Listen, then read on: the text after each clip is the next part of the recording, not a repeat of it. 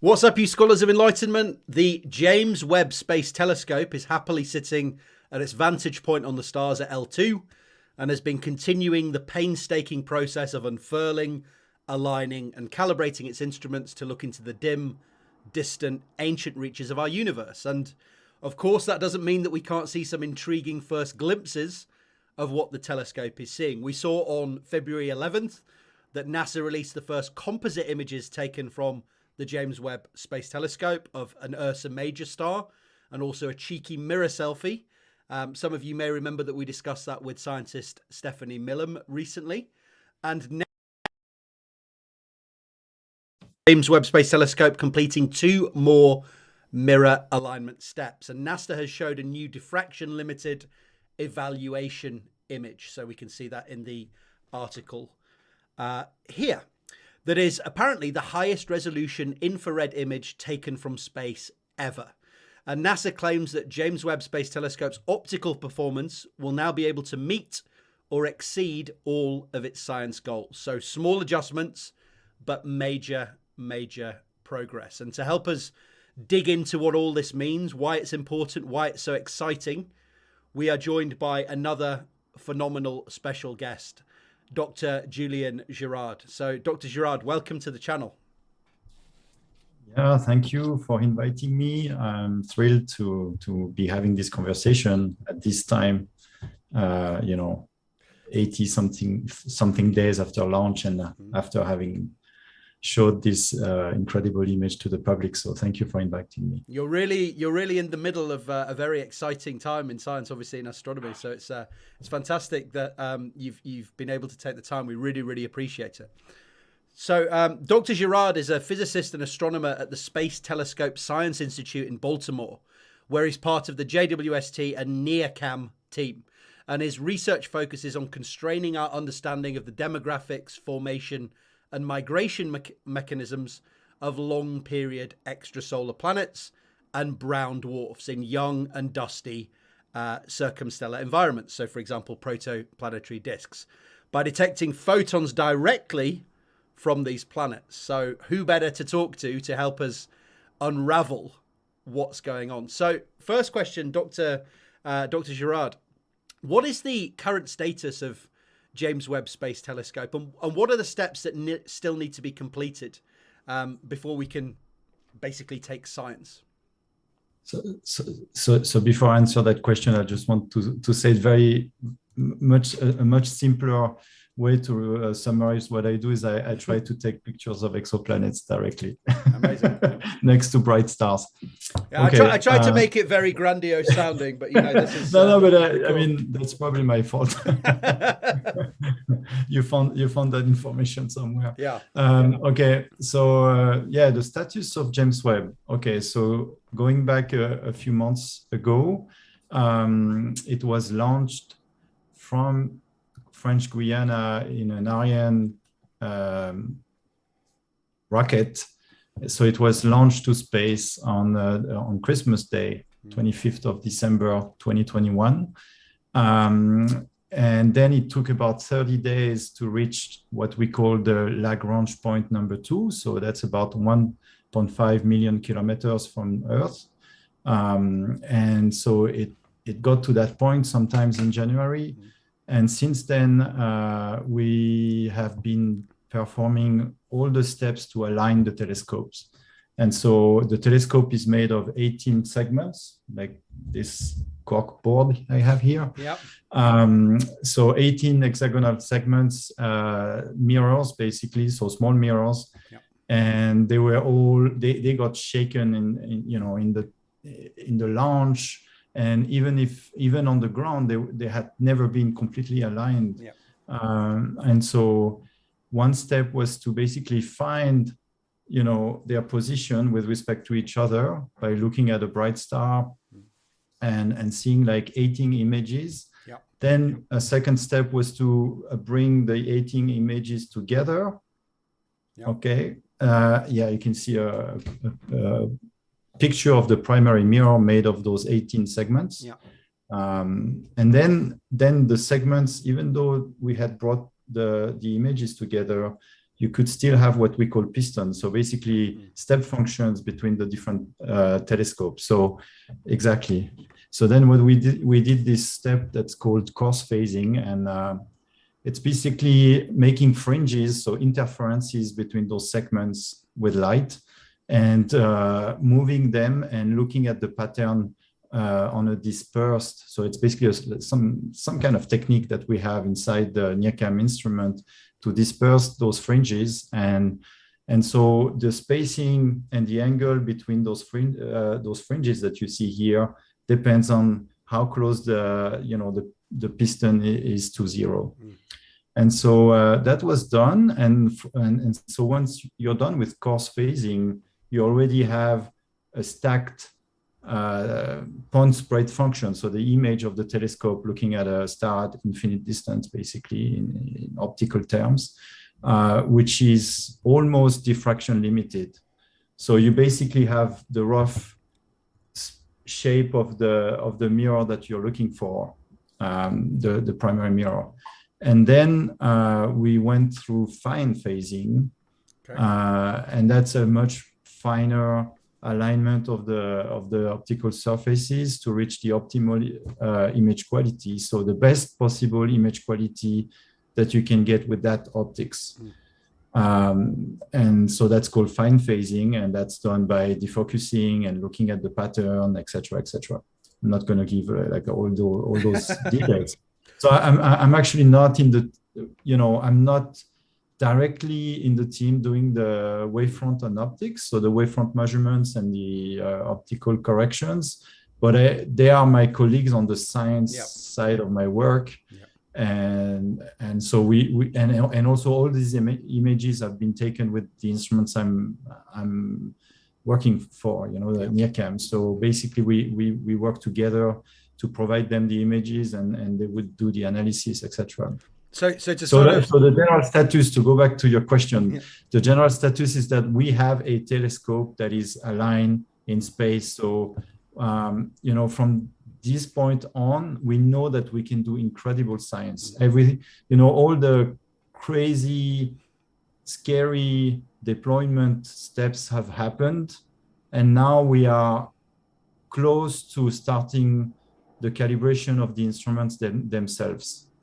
And the scientific modes that observing modes that will be used to basically pursue science goals in a couple of months. You sent me this image, which I always knew that something like this existed in the background, but to make the sort of main points, I guess the telescope arrived at L2.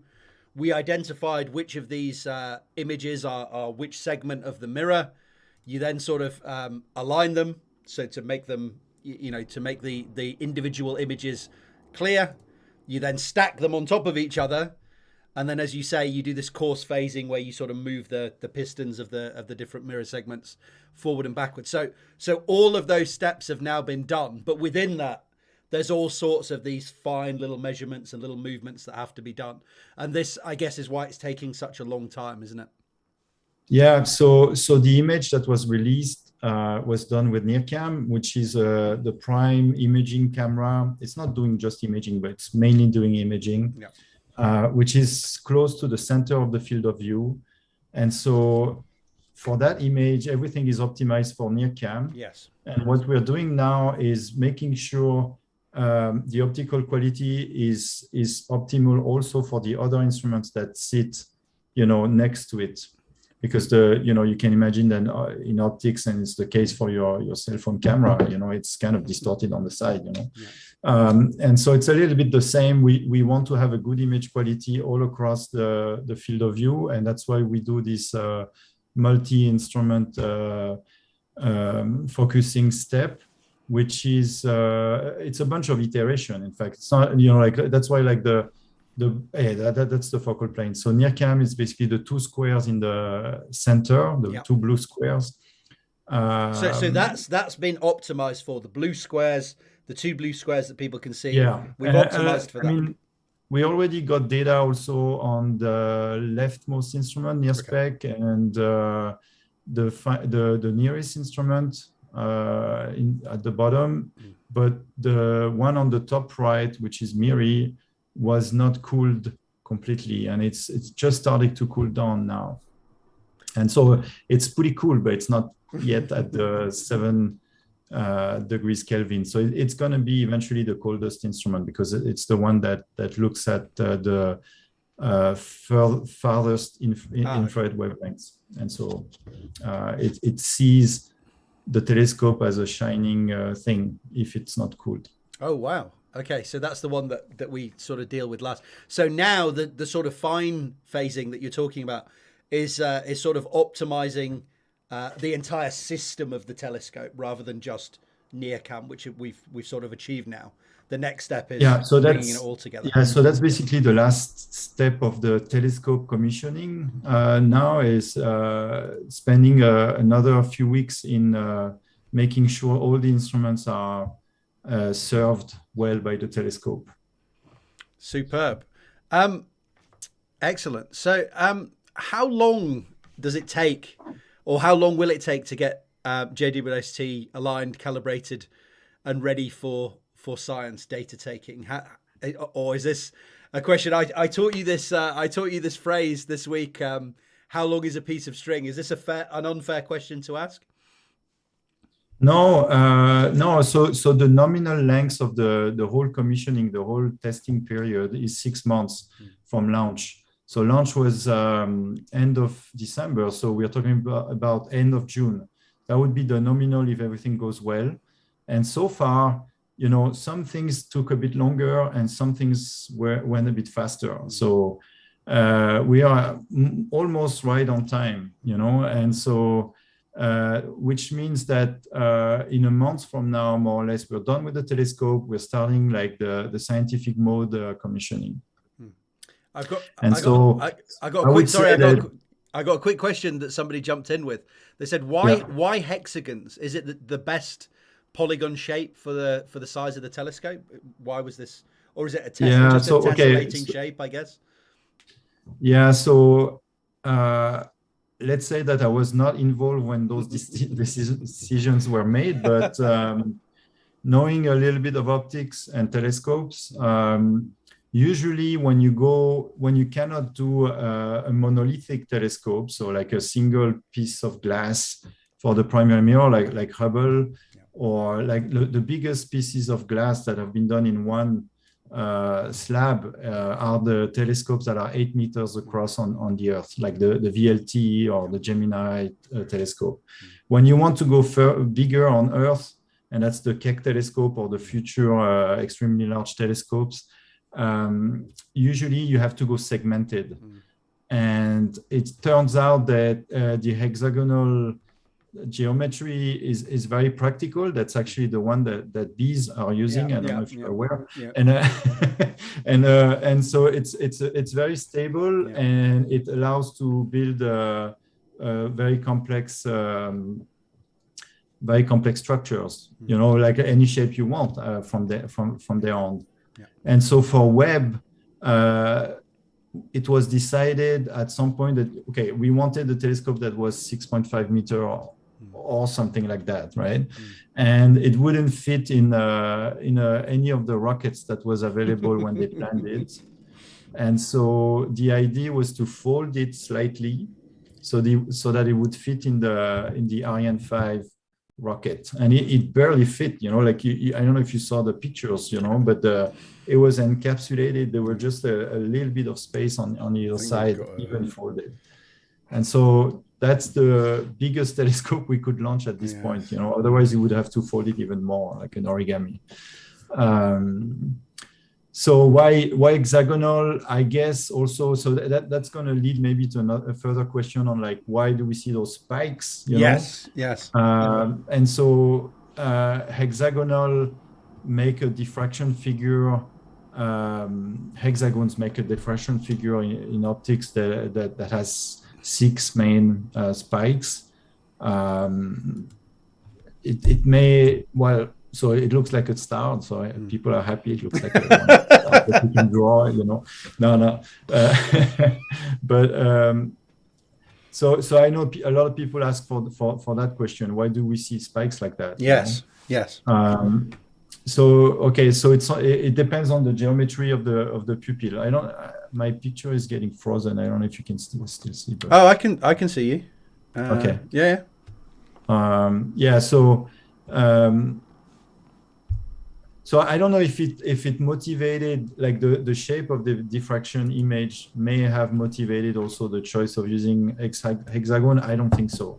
I think the hexagons is more like for building a stiff structure that's lightweight. Yeah. So we have to remind that the Webb Space Telescope is much lighter than any telescope that we have on the ground. It's almost a factor 10 lighter. Yeah. So it was basically built, years ago with the most high-tech materials we had then to make this lightweight yet very strong telescope that wouldn't have to be aligned all the time. Yeah. And that would support, that would undergo a launch, and it went in planes, it went on boats, and it's pretty crazy. Think about That's true. It had a lot of places to go. Before we get on to the spikes and exactly what we're seeing in this image, I guess that one question sort of comes to mind is, why does it take so long? So you talked about 6 months, and obviously we have all these steps that we want to perform. Why does it take so long to get it aligned and do these things? Is it just a case of there's so many steps? I heard that you can only use these incredibly low powered motors because you don't want to produce too much heat and warm the experiment back up. Is it just a case of there's so much to do and you're only allowed to do it slowly, so it takes a long time?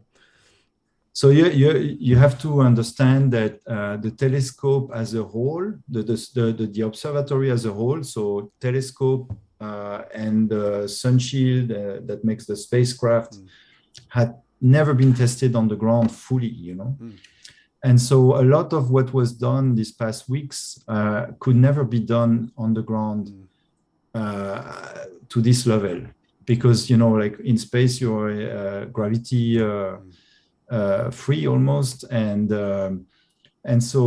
also like the size of the telescope makes it so that it was impossible to test like this fully, And so a lot of tests were done, but a lot of engineering had to be done to kind of prepare every possible scenario.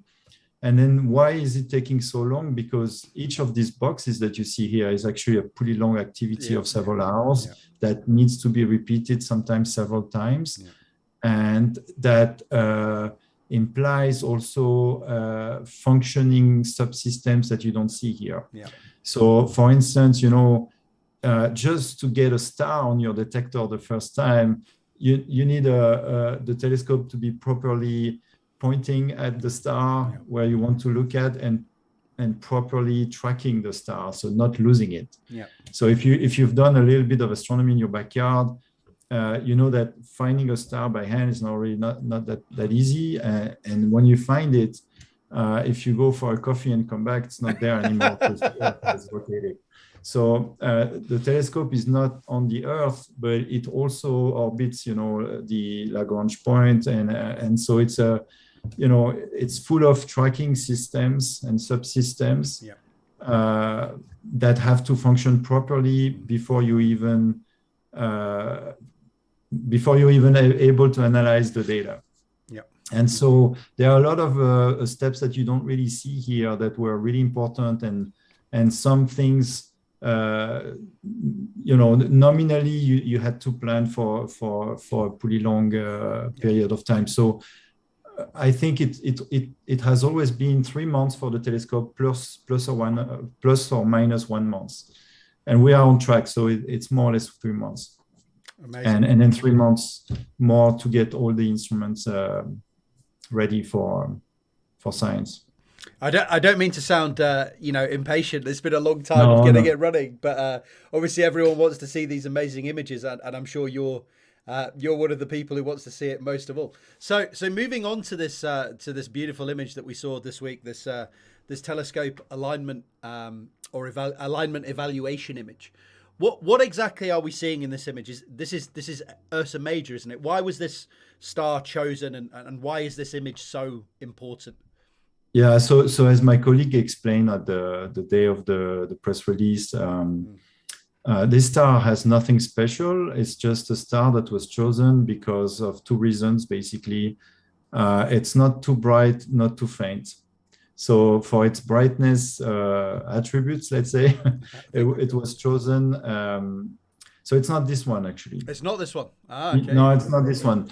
This is the star that was used the first time to get the 18 segments. So this one was much brighter. Ah, we've changed. I didn't know this. You see, I thought it was. I can send you the name of the star that was used for the. Let's see. It's a pretty like phone number name. You see, I'm behind the times now, Julien. You see, I'm old news. Yeah. Old news. So I send you in the chat the name of the star. Amazing.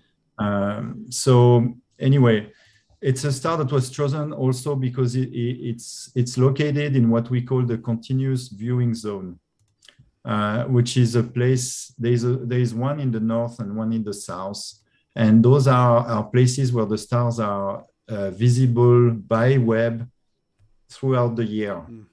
So, and it's super convenient when you prepare, like years before you prepare your commissioning plan, because you know that even if there is a launch delay or something, you will still be able to use that star. So the image you show here, it's an image taken with a fairly small telescope without very high angular resolution. So the star that you see here, in fact, is single. So this one is actually pretty far away. So you want also a star that's single, because if you look at how good the optics is, you don't want like a double star or something like that. And then that's it, just the brightness. I looked at it very quickly before the interview. So it's about 2,000 light years away. So it's not too close, not too far. It's got the right brightness. It's a pretty red star. And that's it. That's why it was chosen, but it could have been another one. So what we're seeing here is that star. It looks super bright because this is a pretty long exposure. This is about 2,000 seconds exposure, and several exposures were combined. 2,000 seconds, not that long, it's a bit more than half an hour. And you can already see really faint galaxies in the background. Yes. So in the background here, so the image is about 2x4 arc minutes, so 30 arc minutes would be the size of the full moon, more or less. So this is a smaller chunk of the full moon, if you think about it. And so almost every other object that you see in this star, in this image, is a galaxy that's much further away. And some of these galaxies were known before, so only like the brightest couple galaxies that are in this image were known before. Wow. Everything else is new. So it's almost like a deep field, like Hubble has done, like observing hundreds and hundreds of hours. Wow. Except this was done in half an hour.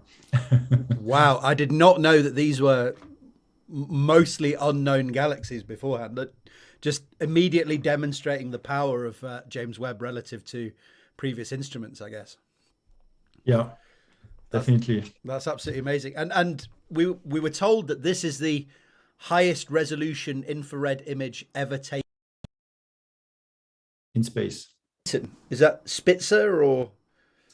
Yeah, so Spitzer was 85 centimeters, so a little bit less than a meter across the diameter. So this is basically 7-8 times, about 7 times higher resolution, because we have a 6.5 meter telescope here. And the resolution, as people may know, is directly inversely proportional to the size of the telescope. So basically, the bigger your telescope is, the finer details, level of details you can see, because it goes as lambda, the wavelengths, over the diameter. I don't know if you have a nice analogy up your sleeve, but for the sort of angular resolution of the telescope, is there Is there a handy fact that they drag out for if this were like a football field away, you could see two pins separated out or something like that? I think you could see you could separate something smaller than that. I think it's about you could separate maybe a €1 or £1 coin at about 100 kilometers. Wow. If I'm not mistaken. That is absolutely incredible. Okay. So the resolution of the image you saw is 70 milli-arc second. So if you take a degree in the sky, so basically twice the size of the moon, that would be a degree. You divide it by 3,600 and you get an arc second. So this is another factor 20 below that almost. Wow, that's absolutely amazing. So it's really small. It's a really small angle that you can separate. So I think it's about one coin at 100 kilometers or so. That's absolutely phenomenal. And that's at 2 micron. I made the calculation at 2 micron because that's where we have enough pixels to sample the image. The telescope actually can observe down to the visible wavelengths, down to 600 nanometers, 0.6 micron. But it's not optimized for that. It's optimized for the infrared. So we don't have enough pixels to sample that image at 600 nanometers. We had a question that's a really nice segue actually, because we had a question as to why are we looking in these different wavelengths. I guess it's to different wavelengths allow us to look at different things. Is it to look at different distances from Earth? I guess the infrared is to get down to those sort of long wavelengths because those are higher redshifts, that kind of thing. Is that why we're looking in the infrared? So what are we doing with those other instruments? There are several reasons. So in astronomy, we use every possible wavelength of the electromagnetic spectrum and different wavelengths correspond to different phenomena, right? So if you think about it, like infrared is a little bit like, we don't see it with our eyes, but we can feel the heat. If you put your hand close to a warm surface, you can feel the heat, and that's infrared radiation. And where that radiation peaks depends on the temperature. And so, for example, with going to the infrared, we can see colder things that we see in the visible. So we can see dust. We can see hot dust and a bit colder dust. And we can also see through dust at certain wavelengths. So you probably saw some comparison of images taken with Hubble, for example, in the visible, and with Spitzer in the infrared, and you can see very much the same, let's say, the same nebula or cloud, and you can see through with the infrared. I want to come on to that because you have a beautiful Twitter thread showing all of the comparisons between this image and what was taken. Yeah, but this was more like for the optics. Okay. Now I'm talking more like in the wavelengths domain. Maybe I didn't send you those links, but if you just Google comparison Hubble and Webb, you will find those images. Okay, let's have a look. So Hubble versus Webb comparison, for example. Comparison. Let's take a look. Why not? And then you do, for example, the one that's below. The one below this one? This one? Yeah, no, the little image on the bottom. Yeah, this one. This one. This is a perfect example, probably. Okay. Here we go. So you see on the left, it's a visible image. Yeah. And so you see this cloud of forming star, right? It's called Mystic Mountain, and that was taken by Hubble. And probably it's also taken by Hubble because Hubble also does a bit of infrared. On the right, you can see in the infrared and you see how many more stars you can see. You can basically see through those clouds of dust. And the other main reason it's an infrared telescope is that, we didn't have a big infrared telescope in space after, WISE is still operating. It's another mission, NEO-WISE it's called now. It's a 40 centimeter, so a little bit smaller, and it goes even further in the infrared. But so if you want to look at really, really far away galaxies, so the galaxies that form at the very beginning of the universe after the Big Bang, you want to go in the infrared. And why is that? Because the further you look, we have this thing called the redshift, like caused by the Doppler effect, where things that are far away are shifted towards infrared wavelengths. Just like when the bus passes and you hear its sound going like lower in frequency. Yeah. So lower in frequency, higher in wavelengths. And so everything is more red if you want to look at the early universe. So we're talking about maybe 200 million years after the Big Bang. So that's more than 13 billion years ago. And that's where we're going to see the first galaxies and stars. And that's also when, there's this epoch after the Big Bang. It was a bit of a soup. And then there is this epoch they call the reionization, where the light started to be able to travel and go through that soup. I'm not a cosmologist, you can tell. and anyway, so the first galaxies are super red. And like exposing a long time with Webb is just going to be amazing, because even some really distant galaxies, we might be able to resolve and see their shape. Absolutely. There's some spectrographs, so we do spectroscopy. So you basically make rainbows of light, but in the infrared, obviously, so you don't see it. But the detectors do.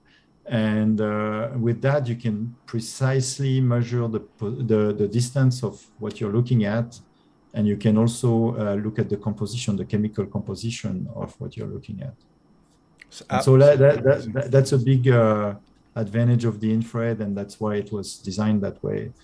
But then the infrared is convenient for star formation, also for exoplanets, for a lot of different things. That's absolutely amazing, and an incredible number of reasons why it's important. So if we address that question that we sort of touched on briefly, because a lot of people have asked me this, and you sent me some excellent links to sort of help me out to understand this. These spikes, these are due to the different segments of the mirror, the hexagonal shapes of those segments. Is that why? Is it some sort of Fourier kind of transform effect? What are we seeing exactly with these spikes? Yeah, so this is due to the optical geometry of the telescope, basically the design. So this is a long exposure image. So everything is being averaged out, and all the fine structures of the image of the star, of the bright star, and the spikes are actually kind of saturated, if you will. Not really saturated, but you can't really see those details. Because if you zoom in this image, I don't know if you have a zoom on that. I might be able to go. Fine structure. Yeah, I can probably. This is the highest resolution, but it doesn't matter. So the 6 main spikes, they are due to basically the hexagonal shape of each segment and the overall hexagonal shape. So do you have the image I posted on Twitter where you see like the different pupil size? Quite possibly. Can you send it in the chat and then I'll put it up? Yeah. Okay. Let me see. I think I had it open somewhere. Yes, this one. So this is a very didactic way of understanding why you have this shape. Okay, let's open. So this is from a report made in 2007 by some Space Telescope Science Institute colleagues. So you see the leftmost image is just a plain circular pupil. Okay. Maybe I can try and if I can try and zoom out, we might be able to get the so if I keep it small, I think we can. Yeah, exactly. So this is the circular pupil. Yeah. On the left, and what you get as an image. So what we said pupil is basically your primary mirror, if you think about it. It's not exactly true, but this is the entrance aperture of the telescope. So it's sort of the Fourier transform of the aperture, isn't it? Yeah, exactly. So you get a Fourier transform between the top and the bottom here. So it makes one of these sync functions or whatever it is. I forget my Fourier analysis from university, but I remember when you have a square, you get the sync function and all this kind of thing. Yeah, exactly, a sync function. Yeah. So because the telescope is not infinite, it has basically a sharp edge, that causes a diffraction pattern, and that's why even the circular one is giving you concentric ring around a very bright core. Yeah, and that's what we call point spread function, or that's. And to get this image, you have to look at a unresolved point. So it can be a little light that you put hundreds of meters away if you have a camera, or in our case we use a star in space, right? Yeah. So it's a very bright core and circular rings, and that's called a Airy pattern, by the way. Yeah. Then if you go to an hexagonal entrance aperture, then you get you're breaking the symmetry of the circle now. Exactly. So you get the each of the directions of the edge makes a spike in the perpendicular direction. Makes sense. Right? Yeah. So you have two parallels, you have three sets of parallel. And so you get three sets of perpendicular. And then I guess there's these tiny extra images that are maybe the corners. I'm not sure, because there's different distances to the edge, I guess, from the middle, and you get lots of other fine structures. Yeah, exactly. Yeah, it's true. You get some interference. Optics, it's doing interferences. It's a wave. It's not just particles, it's also a wave, right? Yeah. And so with waves, you can make interferences that are either constructive or destructive. So everywhere it's bright, it's because the interference was constructive, and everywhere it's dark, it means it was destructive. Yeah. And so you get some kind of islands of positive, and then some that are basically canceled out. Yeah. Anyway, so this would be the diffraction pattern of one segment. Yeah. But it would also be the diffraction pattern of the whole telescope if it were one hexagon. Big hexagon, but it isn't. Yeah. If it were just one big hexagon, you get the same pattern, but the size of the diffraction is smaller. Yeah. Because it's bigger telescope. Yeah. Right. So then the center one is basically close to what we have. It's a hexagon. But perfect, right? Yeah. It's a hexagon made of 18 hexagons, but perfect. There are no gaps, nothing. Yeah. And you already get like a snowflake type of thing. Yeah. Because you get more interferences and more edges and more complexity. Yeah. And then if you introduce the little gaps. So now if we bring the real world into it, unfortunately, where we have gaps. Yeah, exactly. The little gaps between the honeycomb shape, it's making more of those parallels making perpendicular spikes, right? And so you get an even more broken down snowflake, if you will. Yeah.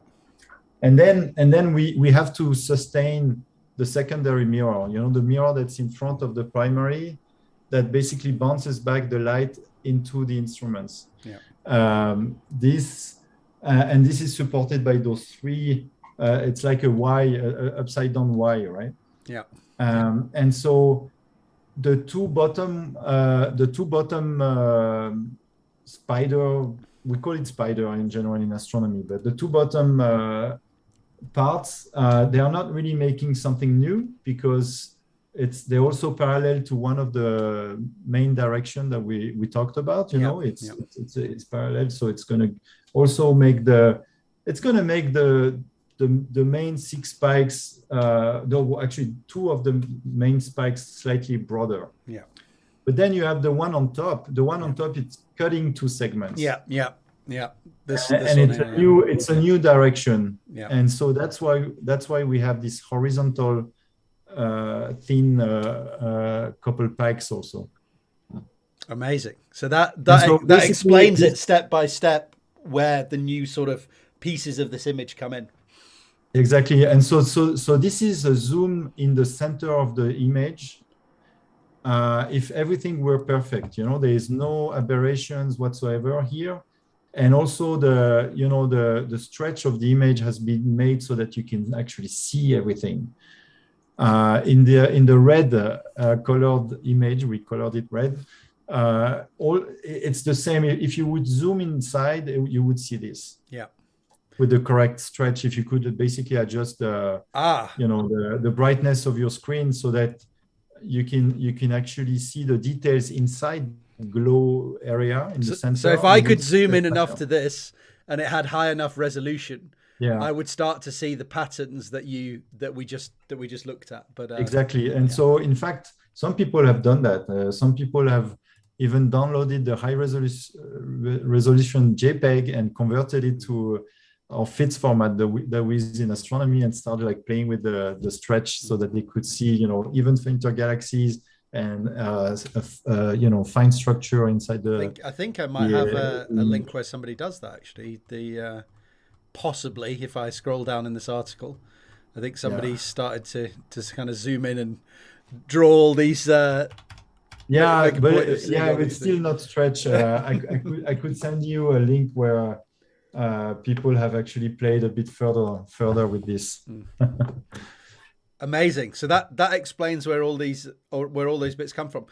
I guess the next question is, and you had a beautiful thread on this, which I want to talk about, is how does this image compare to what we've had in the past? So you mentioned WISE, which is the okay. So when this image was released, people the people that were involved in making the optics work for Webb, they just chose this star because it was in a great location and the brightness was adapted for this test.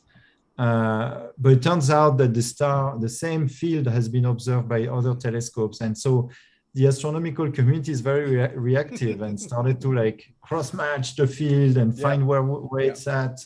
And find some observation in the archive of other missions, to compare it with. And that's really cool. It is really cool because we can see the comparisons between what we got. So for example, WISE, which is the Wide Field Infrared Survey Explorer. I think I've got a nice little picture. Yeah, I think it's called NEO-WISE now, and it's actually still in operation for a couple of years. But it's what like what was it? I think you said it's 0.4 meter. 0.4 meter primary mirror. Yeah, and we can see the difference if we expand this up. If the quality of the image. So it's not exactly also the same wavelengths. Like the WISE. This is a combination of a little bit more wavelengths. I think it goes from like 2 to 5 micron or something for the WISE image, and the Webb image is really at 2 point something micron. Anyway, you can really see like you go from like a few blobs, a few stars, and a few bright galaxies. You don't even know if they are galaxies or what they are. Yeah. And it's almost like putting your glasses on or focusing a telescope. We are not focusing. We're just like switching from a 40 centimeter telescope to a 6.5 meter one. So, and it's not even the deepest we can get. It's just basically an image. This was done slightly longer than it was maybe needed for that test, but just for the press release. But still, it's very close to a test at this point. It was not chosen because of the galaxies. No, the outreach stuff on this has been excellent. I mean, as I sort of alluded to, people want to see stuff as soon as possible, and I think the team and everyone involved has really gone out of their way to be really on the ball with the press releases and stuff. They've been really, really excellent from what I've seen, and everyone has been really helpful who I've contacted. The next one was kind of so if I go back in this, we had a comparison between DESI, which I guess is a ground-based telescope, right, compared to the let me see if I remember legacy. So yeah, yes, and so here the comparison is really striking. You know, like you can really see a blob.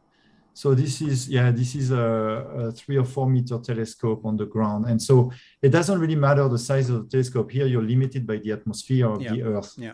So there is what we call seeing, which is depending on the quality of the astronomical site you're going to. So the best site have around 1 arcsecond resolution, you know, sometimes 0.5, sometimes 1.5, but it's about 1 arcsecond.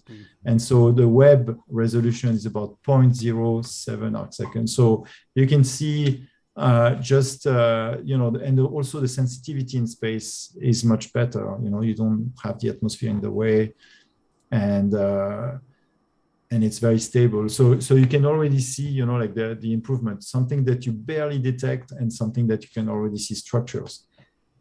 And so, for example, the top one, you can see there's actually 2 galaxies that might be mergers or something, or maybe one the other, I don't know. So it's pretty cool. That's it. That's incredibly cool. And then the next one we had in this sort of thread. So you sort of brought them all together, which is in a really nice little thread, which I'll make sure all the links are in the description. The next one was I believe it's the Sloan Digital Sky Survey. So the Sloan, I think that's the image that you open when you look for the star. When I send you the link of the star, yes, you know, on Simbad. That's basically some kind of catalog of stars that we use astronomers to know something about a star. We just typed its name in Simbad. So that's also a survey telescope on the ground. So survey means it's basically covering most of the sky. And those telescopes are incredible to actually make catalogs and things. We all use their measurements and photometry. So, and here you can see practically there's nothing in the Sloan field. You know, it's not sensitive enough to observe much more than you know, the star, the one on the left, and maybe a few more in the back, and that's it. Yeah. And then when we go to the JWST image, all of this extra detail in the background suddenly pops out in the same box. So we can look at the white box here. There's hardly anything in it, like you say, maybe a galaxy at the top, couple of stars.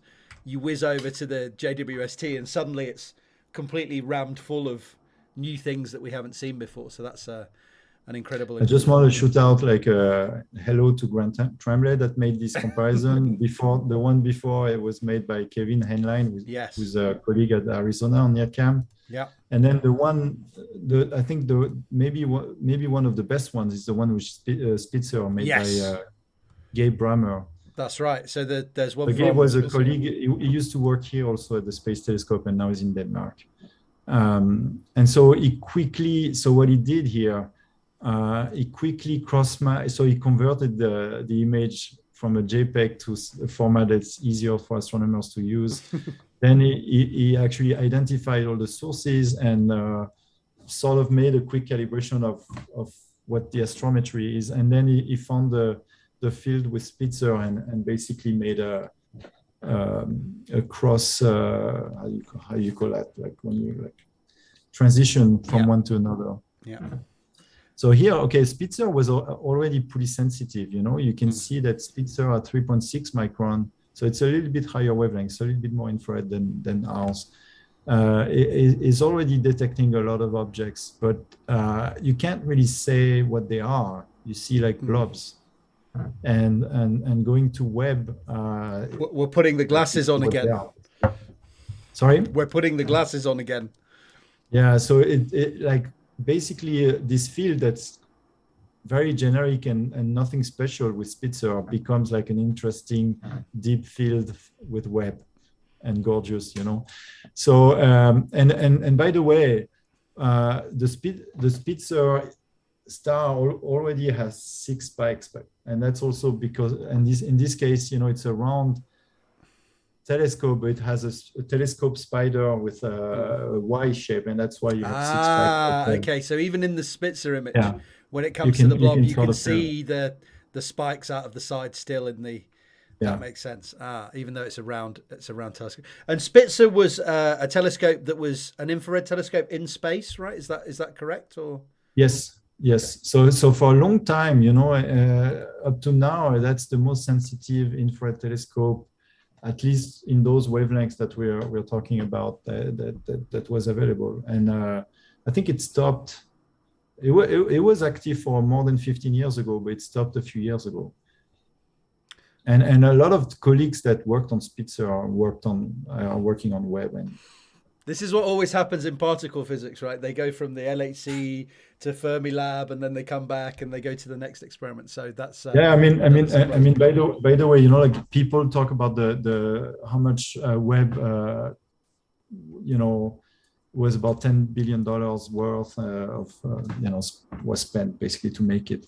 But it's about 10,000 people that worked at some point on Webb. It's a lot. And at a single moment, it's probably a couple thousand, at least 700.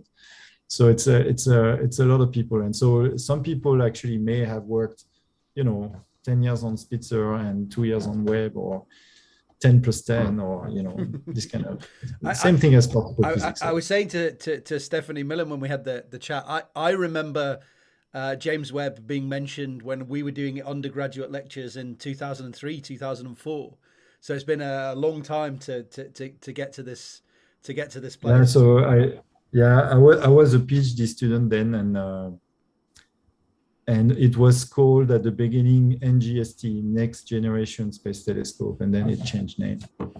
Amazing. So you deserve to see this through to the end. This is. I was not working on Webb at the time. I was way more a ground-based astronomer. So only like 5 years ago, I started to switch to this space telescope business. Amazing. So as we sort of come to the sort of end of this, one thing that people notice in the images is that there's a lot of color correction that happens. So where am I? Is it this one? Oh, this one. So the images that we see, we've got a very bright red image, right? It's yellow or orange. What is the color correction that's been done here? I guess the images come out. Do they just come out as pixel readouts and black and white? I guess if it's in infrared. Yeah. So it's infrared light, right? So you could color it the way you want, because we don't know what color to give it. but like the convenient. So they chose this color scale, if you want, which is from white to red. And this, the color only encodes the brightness. Yeah. Not the color actually.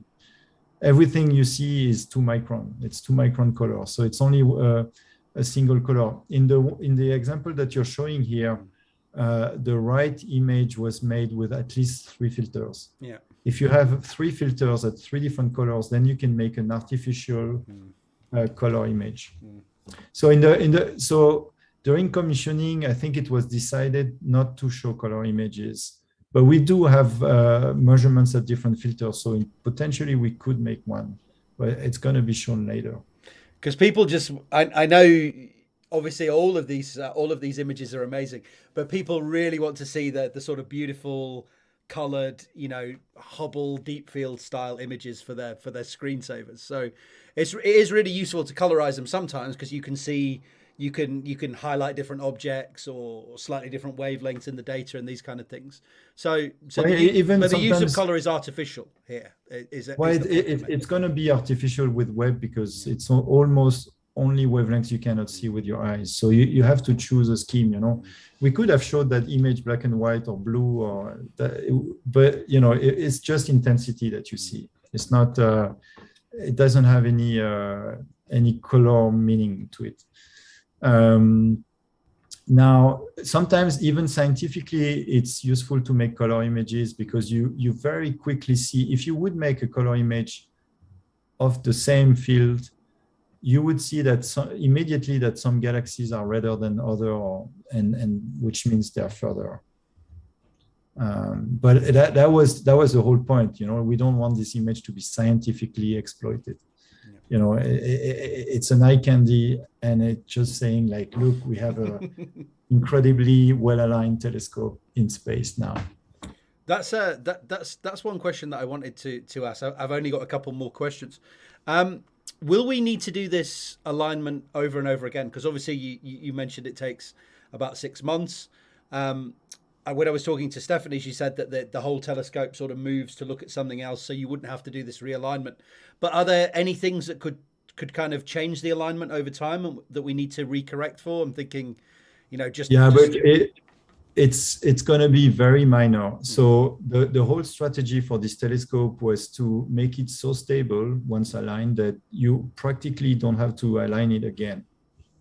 And nevertheless, there are some small changes, it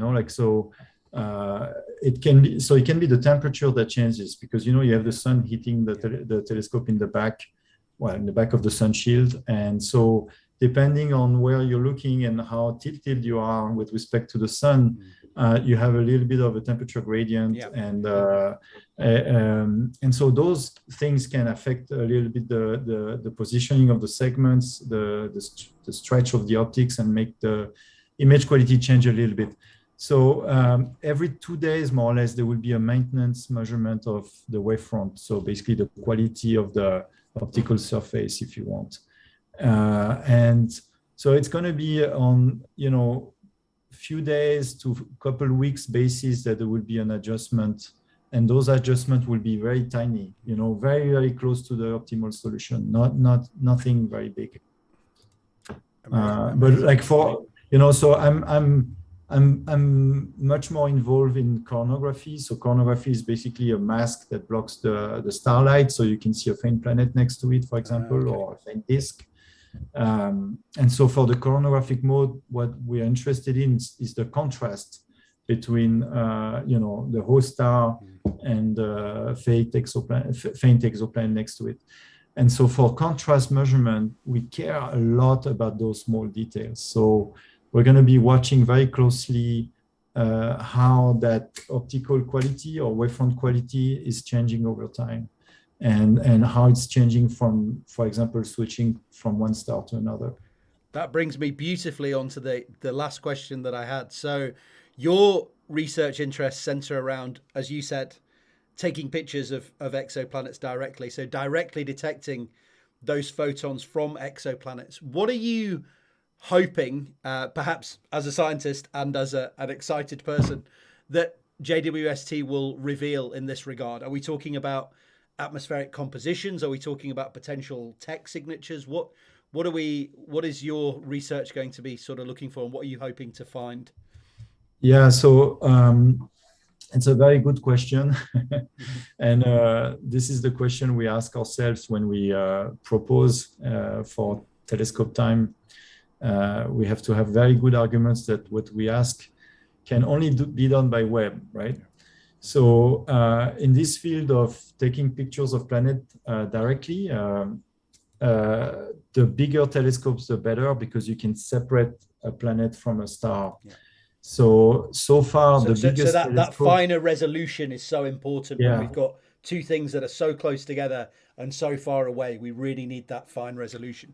Yeah, so basically planets, we detected exoplanets, just a few handsful of planets that way so far. Most of the exoplanets that we know, there are about 4,000 or more that have been detected by transit. The planet passes in front of the star and makes a little dip, and so that's radial velocity measurements. Indirect method, yeah. And Webb is going to do a lot of that too. It's going to do even more of that. Like trying to detect what's in the atmosphere of those transiting planets.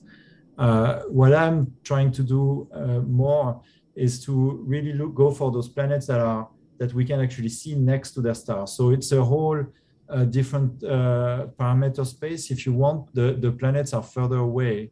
We cannot detect the ones that are really close. They will be basically inside that really bright image that we saw before. So we can detect, so far, we're able to detect from the ground and from Hubble planets that are a few tens of astronomical units from their star, and are the size of Jupiter or a bit more massive than Jupiter. And usually they're also young because they still shine a little bit in the infrared. So that's kind of what we can do with Webb. So Webb is not bigger than the biggest telescope we have on the ground. So we are not going to be able to see much closer. We're going to be able to see close, but like not much closer than we can do with the 8 and 10 meter on the ground, and not closer to what the 30 or 40 meter telescopes will do in the future from the ground. With adaptive optics, you have to get rid of the atmosphere. That used to be my work, but now I'm in space. And so, but where Webb is actually much better than the telescopes on the ground is it's super sensitive, in particular in the infrared. And so when you go like from 0.5, 1 arc seconds and above, further away from the star, then there is a whole parameter space where we don't have which we don't have access to from the ground because we're not sensitive enough. And so we're going to be able to see lower mass planets, like maybe sub-Jupiter mass exoplanets that are pretty far away from their star. So imagine like the solar system younger with still forming planets. We're going to be able to see that further away from the stars that we were able to do so far. And also, so there are different scenarios of formation of planets. So generally, we talk about a hot start or a cold start. So if it's a cold start, meaning that the planet is actually not very hot, even though it's young, then we probably missed them from the ground. Yeah. We were not sensitive enough. So it's going to be one of the questions we want to answer is like, are those real? Do they exist? We detected maybe 1 or 2, and some of them we detected also that are free floating. They've been ejected by their star or they formed on their own, and so they are just like free floating planetary mass objects. We're going to be able to find those too. Amazing. And so yeah, it's going to be pretty interesting. And also we're going to look at very young systems that still have dust and gas around them, like disks. So we call protoplanetary disks, circumstellar environment, and in the infrared, since we can see a little bit through that disk, we can maybe see embedded planets still forming. Wow. Yeah. That will be absolutely amazing. So whole new things we can see and whole new areas of science and parameter spaces that are being opened up. Julien, do you have 5 more minutes just to answer a couple of questions that people have had, and then we'll wrap up? Is that okay? Yeah, that's okay with me. So I had one question in here, which was the picture that was released. Are those the 18 images stacked on top of each other? Yes, they are. And if yes, once the final alignment is done, I guess the fine phasing, will the images be dimmer than what we see or brighter than what we see? Is one of the questions. So what you saw already is the finest alignment you can get for near cam. So this is not going to change, but then how faint, how bright, it depends what you're looking at, right? And how long you look at it. So that same star, we could have looked at it for 1 second, and then it wouldn't be looking like that. It would be looking fainter. So it's a question. By the way, this is a star that's about 100 times fainter than what you can see at human eye. Yeah. And so for Webb, it's way too bright if you want.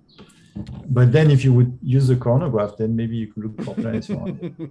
But we would not choose that star. It's too far away. The separation that we could get would mean thousands of astronomical units. So there's distant planet to sun. So it's probably not a good star to look for planets. I don't know how young it is, but anyway, that's the concept. Yes, but maybe the question was more like, if you concentrate the light better and you focus better, then you get more light. So it's not just a finer level of detail. It's also much more light concentrated in the core of the PSF, the point spread function. I think that's probably what they meant, for the same exposure length, for the same object. So in fact you gain a lot. You concentrate. So we talk about encircled energy. Basically, if you measure the encircled energy, it's like it goes to the surface of the telescope, so the diameter square, and also it goes to if you focus better, you gain much more, and it's also improving the signal to background ratio. Yeah. So you start being more sensitive with respect to the background as well, because in the infrared, there's also a background from the detector, a background from the sky, and even a background from the optics. I guess that's why we need to cool down so cool as well, right? Because even because they're such low energy photons, any sort of noise in the detector, thermal noise, is going to completely swamp what we see. So that's so we already saw so we haven't started the formal commissioning of the science instruments, but since we've been using NIRCam so much, we already understood a lot of things, and we saw it getting more and more sensitive as it cooled down, basically. Amazing. Yeah. So one question that got asked is, obviously there's, you can look at this the other way around. So obviously we can see further out, and we can see things that are close together further away. That's amazing. We can also turn this on things in our own solar system and see them in incredible detail. So things that are close, but now in far, far greater detail. So a question was raised, and you answered it. Thank you so much on Twitter.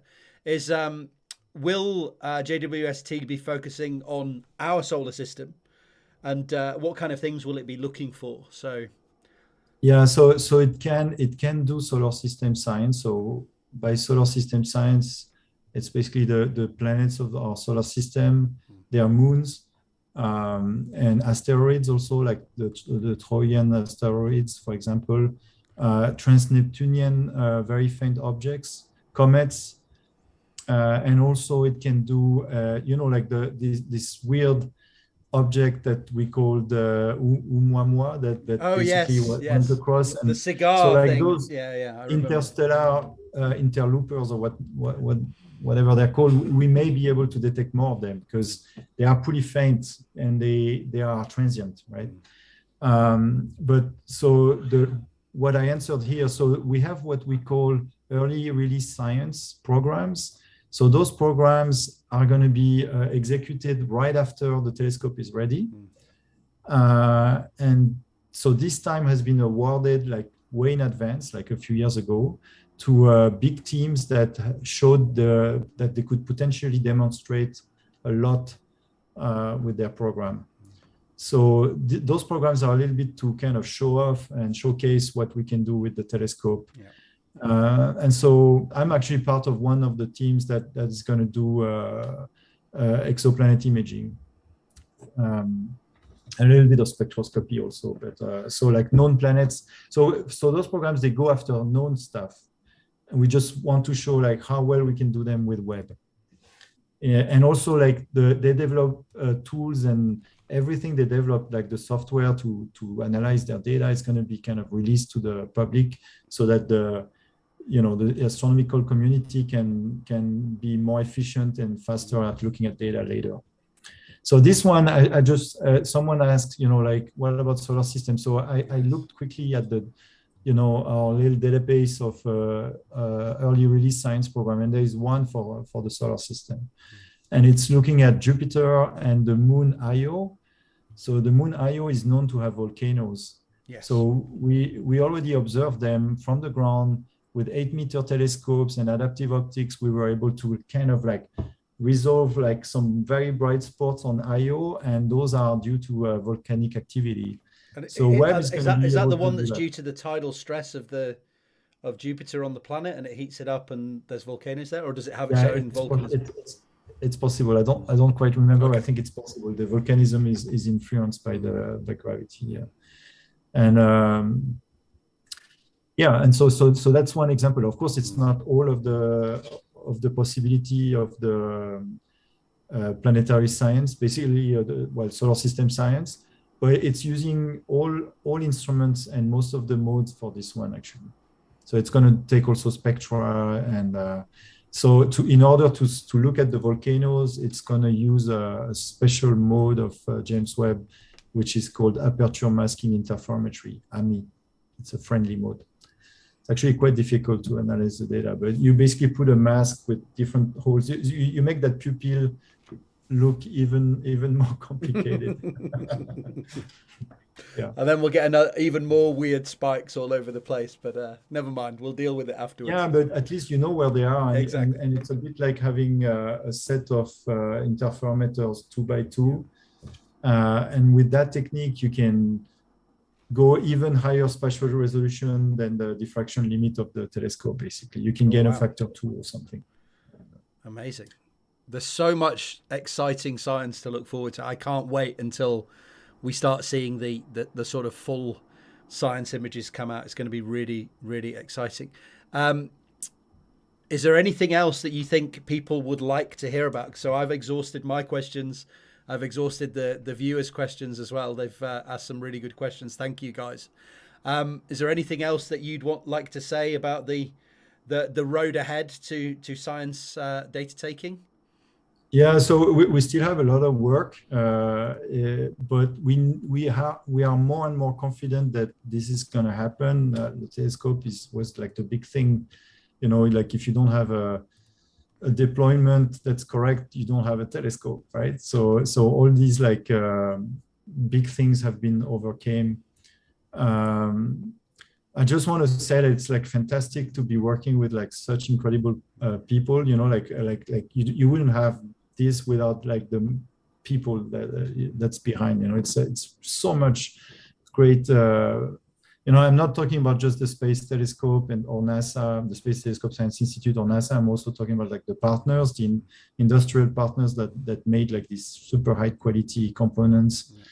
So it's really amazing. And also like geopolitics is not so great right now. And so like getting up in the morning and going to do something that can, benefit mankind on a daily basis, or sometimes it's night. Actually, we also have shifts at night. There doesn't seem to be any day-night cycle for this, though. I think there's people in the control room, I guess, 24/7. Yeah, it's 24/7. Yeah. We do 24/7, so it's like 8-hour shifts more or less, depending on the team. But yeah, I spent a few nights over there, which is fine. I used to work, nights at the Paranal Observatory in Chile. So I was the same for LHC. It was always fun to get called at 3 a.m. to say that your detector has crashed and cycle. Yeah, so it's very. I guess it's a very similar environment. The control room, like with full of screens and monitors and telemetry. That's very similar.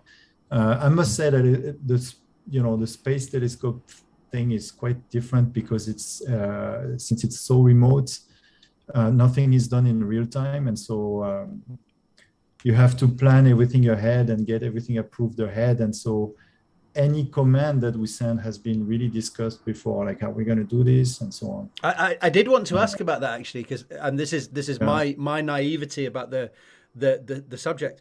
Is there a lot of sort of updating and commands that go from Earth to the telescope and backwards, or does it have a lot of inbuilt artificial intelligence to deal with the situations it's in at the moment? Is there a lot of talking back and forward? It has a lot of loops, control loops, and so I'm not an expert in the way the spacecraft is actually maintaining itself, what it should be and pointing where it should be. Yeah. The reaction wheels that are used to point and so on. I'm not really an expert in that. I know like just the basic knowledge, but at least for like talking to the science instruments, like we're talking to NIRCam, we tell it rotate this filter wheel or acquire this image at this speed, etc. This is all prepared in advance. We have those preparation tools that we design observation with, and then we get them approved by. There's this sequencer. Basically, people are semi-manually ordering things so that no time is lost, basically. And then when it's sent to the telescope, it takes. So a single signal would take 6 seconds to reach the telescope, but in practice, because we don't send a single signal, we send a bunch of commands, and so we're talking about minutes. Minutes of delay, and probably a couple hours until you get your actual data. Because then it has to be downloaded by those deep sky network antennas in 3 places in the world. At least it's not around Mars and it's taking, half an hour or whatever. Yeah, it is. Mars would be even longer. Yeah. With that technology, if you had optical communication, it would be a bit faster. Amazing stuff. I have kept you for long enough because I know it's your first engagement on the morning. So I hope it wasn't too bad on first thing out of bed. Thank you so much, Dr. Girard, for taking the time. I really appreciate it. Yeah, well, thank you. Yeah, and great pleasure. I hope it was not too boring. No, it was amazing, and I have to echo your sentiment of that everyone I have talked to who works on James Webb has been incredibly generous with their time, incredibly knowledgeable, incredibly happy to help out anyone who wants to understand more. So thank you very much for taking the time today. And as you say, I thank everyone who's working on this amazing experiment. Is there anywhere that you think, and I know you sent me some links and I'll make sure they're all down in the description. Is there anywhere that you'd like to point people to kind of keep up with the work and keep on top of what's going on? People that follow Webb a little closely already know like this Where is Webb website that is put up by NASA. Yep. And you have like all the deployment steps and all the activities that we are doing put up in a simple manner.